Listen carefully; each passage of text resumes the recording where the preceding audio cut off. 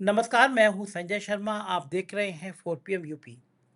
योगी आदित्यनाथ क्या एक बड़ी बगावत की तरफ बढ़ रहे हैं। यूपी की गवर्नर अचानक छुट्टी क्यों चली गई?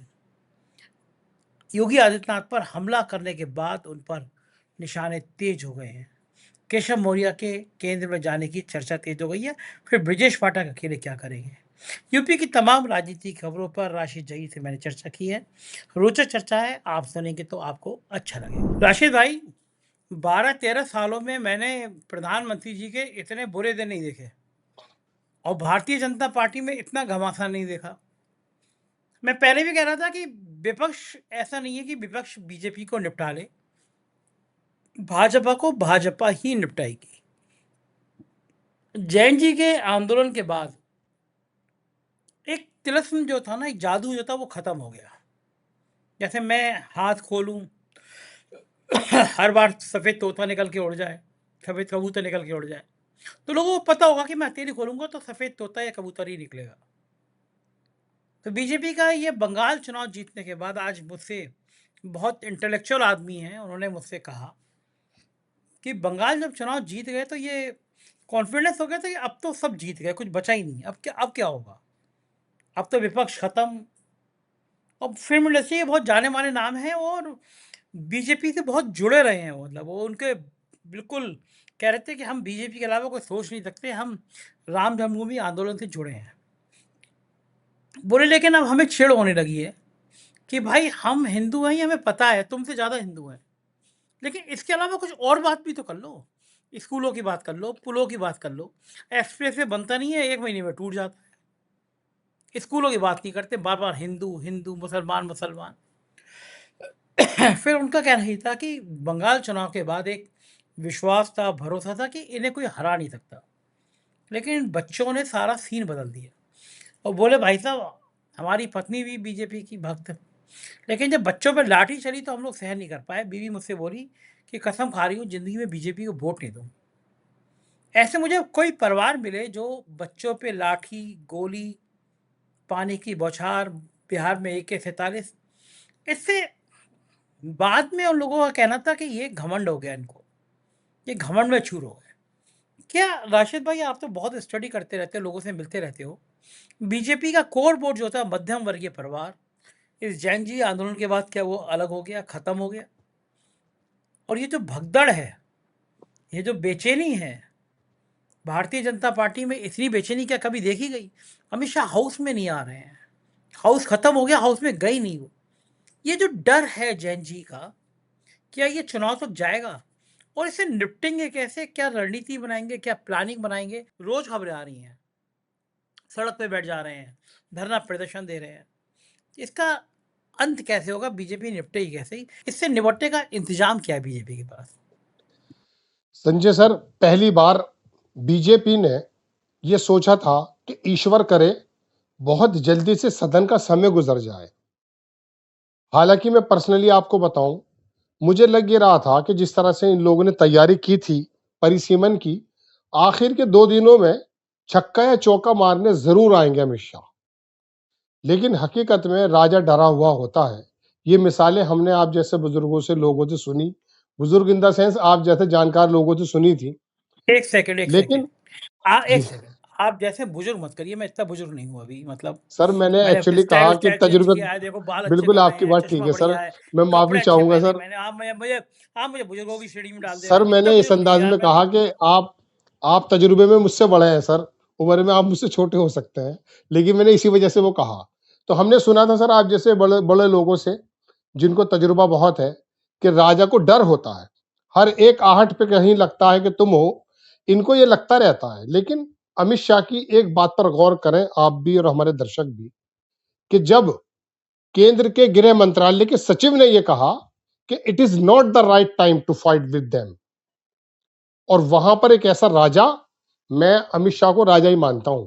मोदी जी को भले लोग कहते हो, लेकिन सारी दुनिया जानती है कि देश के अंदर भारत को चलाने का काम सरकारी एतबार से, संगठन के एतबार से अमित शाह ही करते थे या करते होंगे। इस वजह से उन्होंने रोकने के बावजूद भी कहा कि इनके ऊपर डंडा चले, इनके ऊपर पैलेट्स गन चले। तो महसूस हो गया था कि गृह मंत्रालय की मंजूरी ना मिलने के बावजूद भी इनका दमन करने का जो काम करने की ये कोशिश कर रहे हैं, उससे महसूस हो गया था कि अमित शाह चाहते हैं कि ये दमन हो जाए।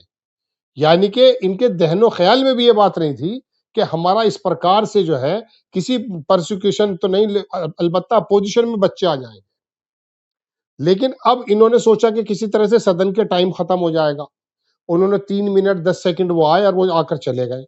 लेकिन उसके बाद जगह जगह पूरे देश में जो बच्चे मोबाइलों से अपने स्कूलों की हालतें बता रहे हैं, रास्तों की, सड़कों की, पुलों की हालतें जो बता रहे हैं, उससे लग ये रहा है जो आपने सवाल किया है कि 2027 नहीं, 2029 तक भी इनका पीछा अब नहीं छूटेगा। पहले जो काम मीडिया का होता था कि भाई पूरी की पूरी स्थिति क्लियर करके बता दो, मासेस के सामने रख दो बात, वो काम अब जो जेन जी, जैन अल्फा या बुजुर्ग लोग, सब लोग करने लगे हैं, उससे तो सर यही लगता है कि 27 तो 29 तो क्या 27 में भी इनके वांदे पड़ने जा रहे हैं। क्योंकि अब एक जगह से अगर ये चुप करेंगे, देखिए अभी वहां पर झारखंड में हुआ, ठीक है, वहां राहुल गांधी ने जिस तरह से तत्परता दिखाते हुए वहां के चीफ मिनिस्टर को लेटर लिखा और स्टूडेंट्स की बातों को माना गया है, जो किसी हद तक जायज भी थी, बात खत्म हो गई है। लेकिन इनके जहन में तो दमन करने का ख्याल होता है, गोली चलाने का ख्याल होता है, पैलेट्स गन्स को मारने का ख्याल होता है, और उसके बाद इनके ही नेता कहते हैं कोई पैलेट्स गन नहीं चली, फिर साबित हो जाते हैं। और उसके बाद सबसे बड़ी बात जो आप कह रहे हैं ना, इंटरनल प्रॉब्लम्स होने लगी हैं, उसी आदमी का जिसने अमित शाह का हाथ पकड़ के रोका था कि आपको ये काम नहीं करना चाहिए, उसको एक्सटेंशन मिला जा रहा है। यानी कि अब ऐसा महसूस होने लगा कि मोदी जी भी शायद एक्टिव हो रहे हैं, पीएमओ एक्टिव हो गया है। जो पीएमओ बिना अमित शाह की मर्जी के बिना चलने की सोच भी नहीं सकता था, वो पीएमओ अब अमित शाह के गृह मंत्रालय के सचिव का 1 साल का एक्सटेंशन कर रहा है। इसका मतलब यह कि स्थिति उनके हाथों से निकल चुकी है। अब धीरे धीरे जो हालात अमित शाह के और जो भारतीय जनता पार्टी के थे, वो देश के अंदर ये लोग रहने नहीं देंगे। एक जगह से एक ऐसी ऐसी खबरें आ रही हैं कि लोग जो भले पढ़े लिखे लोग थे, जो किसी भी तरीके से इनके परपंच में आ गए थे, उनमें जिक्र चलने लगा है। योगी की अलग टीम बन रही है, उत्तर प्रदेश की चुनाव की अलग टीम बन रही है। अब ये जो आप देखेंगे फिलहाल जो नितिन नवीन की टीम का जो वो हुआ है, इसके अंदर इन्होंने सारे के सारे जितने भी सोशल मीडिया पे लोग हो सकते थे, उनको कहा कि तुम्हारी नाक के नीचे इतना जबरदस्त तरीके की बगावत चल रही थी, आपने हमें बताया नहीं। इंस्टाग्राम के बारे में आपने नहीं बताया, सबको एक झटके से हटा दिया। और अब ऐसे ऐसे महावीरों को लेकर आए हैं। एक आदमी जिसको इन्होंने बनाया है, दीपक महास्के क्या नाम है उसका, 1300 अपने ट्वीट जो है डिलीट किए सर उसने, क्योंकि उसने पहले ऐसी ऐसी बातें कह चुका है कि अब उसे शर्म आ रही है कहते हुए। अब इन्होंने पूरी टीम को बदल रहे हैं। मगर एक तकलीफ की बात है हमारे लिए भी, हमारे दर्शकों के लिए भी, कि सरकार चलाने का तरीकाकार इन्होंने सोशल मीडिया के माध्यम से, गोदी मीडिया के माध्यम से, ये लोग आए थे और आज भी इलाज सिर्फ इसीलिए ढूंढ रहे हैं कि हम किसी तरीके से प्लेटफॉर्म पे कब्जा कर लें।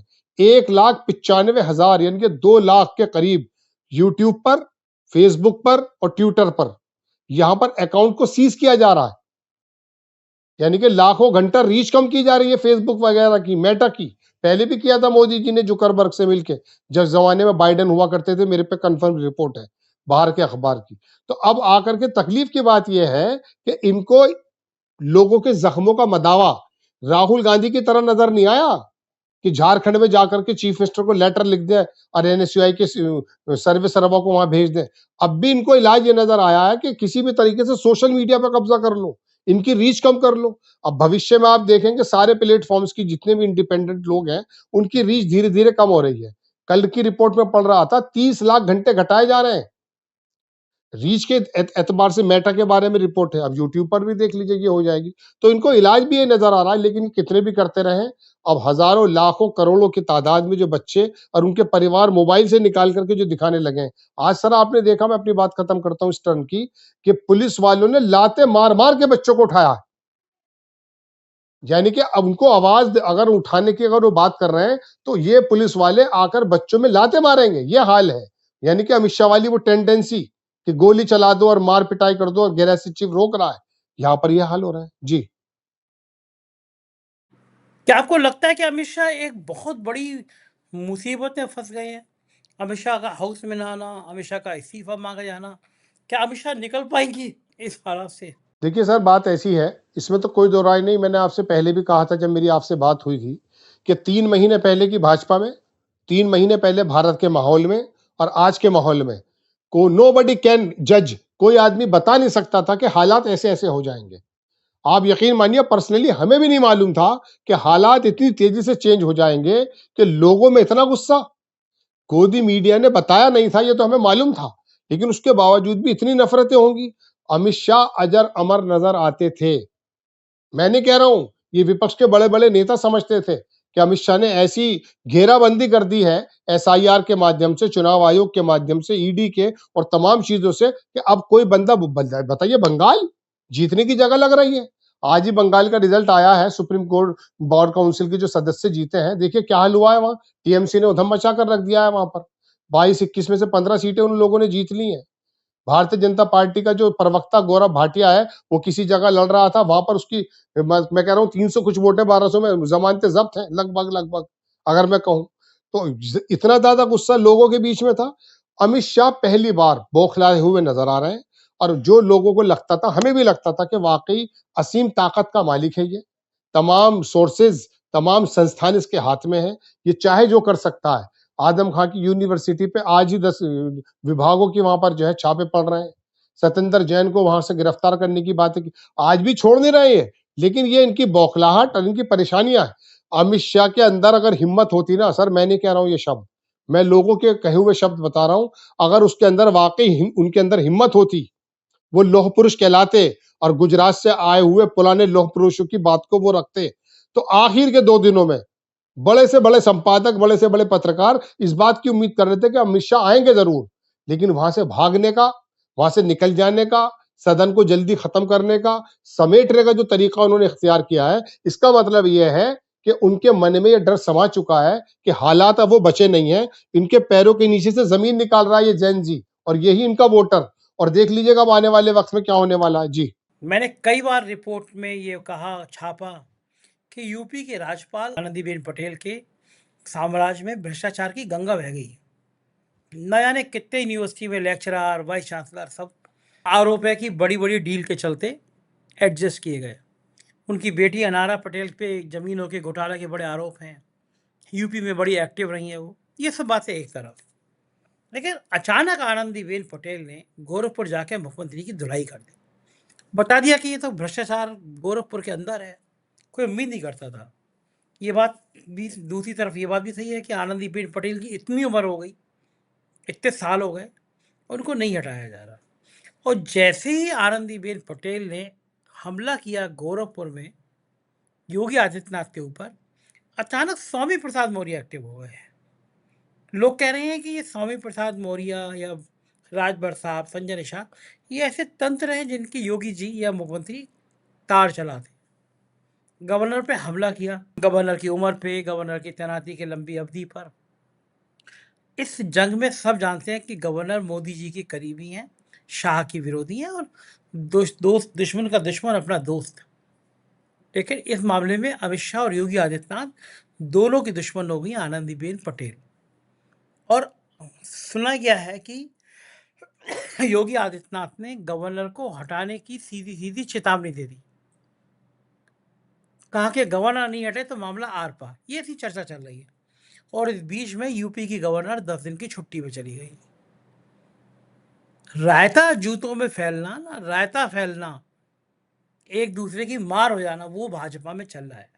अब आप सोचो, यूपी की गवर्नर मुख्यमंत्री के क्षेत्र में जाके मुख्यमंत्री के क्रियाकलापों पर सवाल उठाती हैं, भ्रष्टाचार की बात करती हैं, और फिर पलटवार में गवर्नर छुट्टी चली जाती हैं।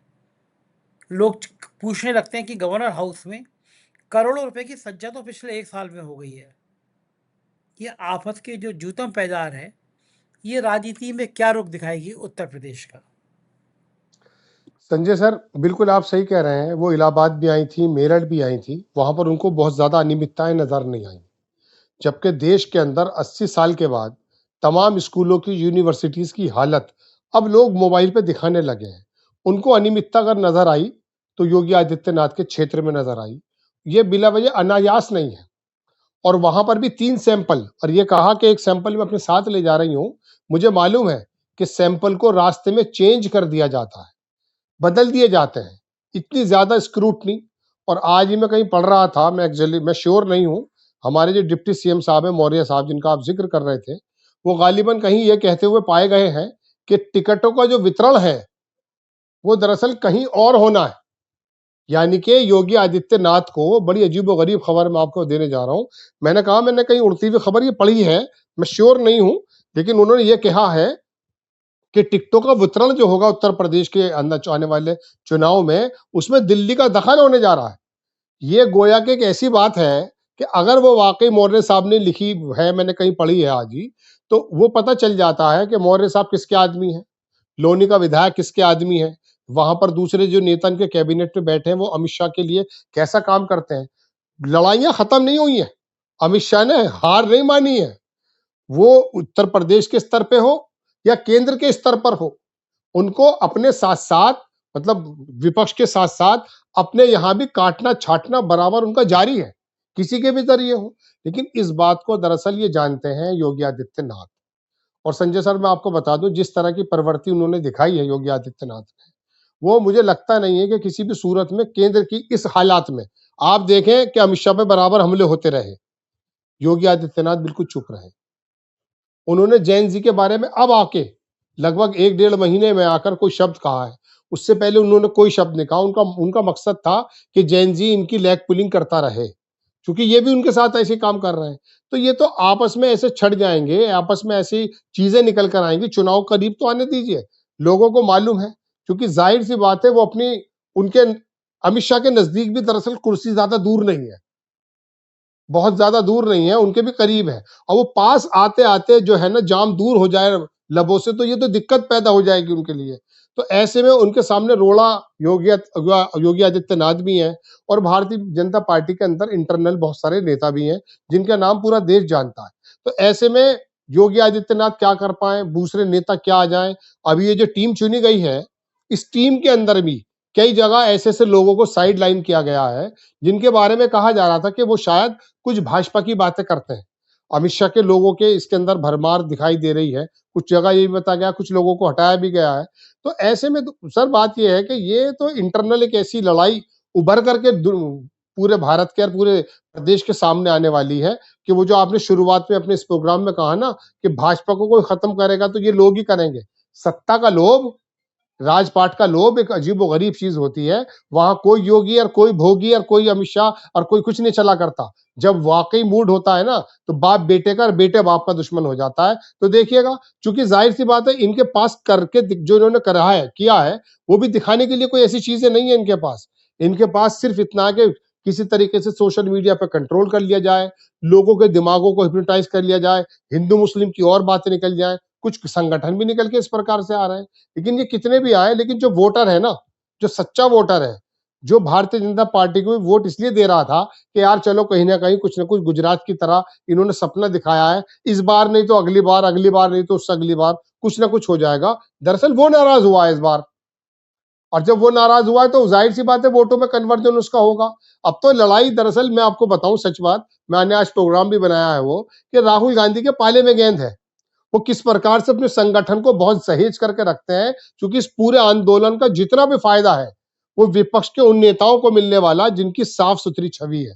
क्योंकि लोग अब जो वोट करेंगे ना सर, वो हिंदू मुस्लिम पे नहीं करने जा रहे, वो साफ सुथरे प्रशासन पर, एडमिनिस्ट्रेशन पर, जो उनको चीजें देगा उसके ऊपर, जो सर्व करेगा उस पर देने का मूड है। और ये जो कॉकरोच जनता पार्टी चला रही है, और बाकी मेरठ में भी, इलाहाबाद में भी, अब अभी राहुल गांधी जाने वाले हैं उधर, जहाँ पर वो भी अभी सुना पूना के अंदर कर्फ्यू जैसे हालात कर दिए हैं। ये सारे हालात बढ़ते चले जाएँगे, क्योंकि लोगों की प्रेफ़रेंसेस अब यही होने वाली है कि हमारे स्कूल सही हो, हमारी सड़कें सही हो और हमारा जीवन स्तर सुधरे। कब तक नारेबाज़ी करेंगे? कब तक जो है यात्राओं के अंदर हा हू हुल्ला करते फिरेंगे? हो गया जितना होना था। जी। इस बीच में एक खबर और आ रही है कि मंत्रिमंडल विस्तार में शायद केशव मौर्य को मोदी मंत्रिमंडल में जगह मिल जाए। बाबा के तेवरों से, हंगामे से, गवर्नर को चेतावनी देने से, गवर्नर को छुट्टी जाने पे, बाद में एक बात गाज केशव मौर्य पे आ रही है कि बाबा ने कहा है ये केशव मौर्य बहुत प्लानिंग करते हैं मेरे खिलाफ, इन्हें यूपी से हटाइए। तो क्या बाबा इस तरह की धमकी दे पाने में सक्षम हो गए हैं कि योगी आदित्यनाथ की धमकी पे कहीं डर गया है? और अगर केशव मौर्य को हटा दिया जाएगा तो ब्रजेश पाठक को क्या होगा? ये दोनों तो मेरे सुर मेरा तुम्हारा इस तरह का गाना गा के योगी जी की बैंड बजाते हैं। इस सब पॉलिटिक्स का क्या होगा? सर, योगी आदित्यनाथ तो बहुत ताकतवर आदमी है। उन्होंने उत्तर प्रदेश के अंदर भारतीय जनता पार्टी के इतर अपना एक बाकायदा, मैं कह सकता हूं कि पूरा का पूरा रिंग बनाया हुआ है। और आज आप कह रहे हैं कि उनके अंदर इतनी हिम्मत होगी। मैं तो कह रहा हूं भारतीय जनता पार्टी के हर कार्यकर्ता के अंदर इतनी हिम्मत है कि शायद वो अमित शाह के सामने बैठ के सवाल कर ले। हालात अब की बार दूसरे हैं। भारतीय जनता पार्टी के अंदर बहुत सारे नेता ऐसे हो चुके हैं जो इस समय अमित शाह के जो खिलाफ थे ना, वो बोलने की स्थिति में है। योगी आदित्यनाथ तो अपने यहाँ के समझ लीजिए कि उनको मालूम है कि उन्होंने एक संगठन बना रखा है, उनके लोग अलग हैं। हर एक क्षेत्र में जाकर अगर आप देखेंगे तो योगी गुट का आदमी अलग मिलेगा। तो योगी आदित्यनाथ तो बहुत मजबूत आवाज रखते हैं। वो आनंदीबेन पटेल के को छोड़िए, वो बड़े से बड़े नेता की आंखों में आंख डालकर अपनी मर्जी मनवा सकते हैं, क्योंकि उनको मालूम है कि ये टाइम है। ये तो इस समय केंद्र जितना कमजोर हुआ है, आप खुद सोच करके बताइए सर कि क्या इतना केंद्र कभी कमजोर नजर आया था? भाई ये लोग कहते थे इस्तीफे होते हैं हमारे यहाँ, चढ़ चढ़ कर आया करते थे। आज अमित शाह के इस्तीफे की रोजाना सुबह से शाम तक 100 खबरें चलती हैं, और कहीं ना कहीं किसी न किसी खबर में कुछ जान भी होती है। मैं सच बता रहा हूं आपको कि अगर अमित शाह को इतना ताकतवर मोदी नहीं बनाते या वो नहीं बनते, तो स्थिति आज दूसरी थी। मोदी शायद अमित शाह के बारे में सोच रहे होते, जैसा कि आरएसएस सोच रहा है। और आरएसएस जितना करीब योगी आदित्यनाथ के है, पूरी दुनिया जानती है अमित शाह के और मोदी के इतना करीब नहीं है। तो योगी आदित्यनाथ तो बहुत अच्छी कंफर्टेबल स्थिति में है। वो अपनी बात भी मनवा सकते हैं, अपनी बात को जबरदस्ती भी कर सकते हैं। इनकी हिम्मत नहीं है आज। आज वो बात नहीं चल रही है कि उत्तर प्रदेश का नेतृत्व बदला जाए। बताइए कहीं कोई किसी खेमे से कोई बात नजर आ रही है? वरना भी 4-6 महीने पहले बस बात ये चल रही थी कि योगी आदित्यनाथ अकेले ऐसे कांटे हैं जो प्रधानमंत्री की रोड़ा बन जाएंगे अमित शाह के लिए। अब कोई खबर नहीं है। अब तो जरा से बच्चे योगी आदित्यनाथ बने हुए हैं। वो चढ़ चढ़ कर आ रहे हैं अमित शाह पर। अमित शाह इस बात की स्थिति समझ नहीं रहे। मोदी जी समझ गए, आरएसएस समझ गया है इस बात को लेकर के हमारी स्थिति वो है नहीं। तो योगी आदित्यनाथ के लिए तो गोल्डन मोमेंट है। वो तो चाहते हैं और काम हो ये किसी भी प्रकार से। यही वजह के जैन जी के बारे में उन्होंने आखिर माह के 1 या 2 शब्द तो कहे, उसके अलावा कोई शब्द उन्होंने नहीं कहा। जी बिल्कुल ठीक कह रहे हैं। ये राजनीति बहुत पेचीदी होती जा रही है, वही निगाह रहेगी। बहुत बहुत शुक्रिया, आपने समय दिया। ये थी राशिद जहीद के साथ मेरी चर्चा। आप मानेंगे और आप समझेंगे कि देश का राजनीतिक हालात तो बिगड़ते जा रहे हैं। भारतीय जनता पार्टी, मोदी जी, शाह इतने कमजोर कभी नजर नहीं आए। क्या इस्तीफा देना पड़ेगा शाह को? पॉलिटिक्स में क्या चेंज होगा, आप क्या सोचते हैं? जरूर बताइएगा। शुक्रिया, थैंक यू।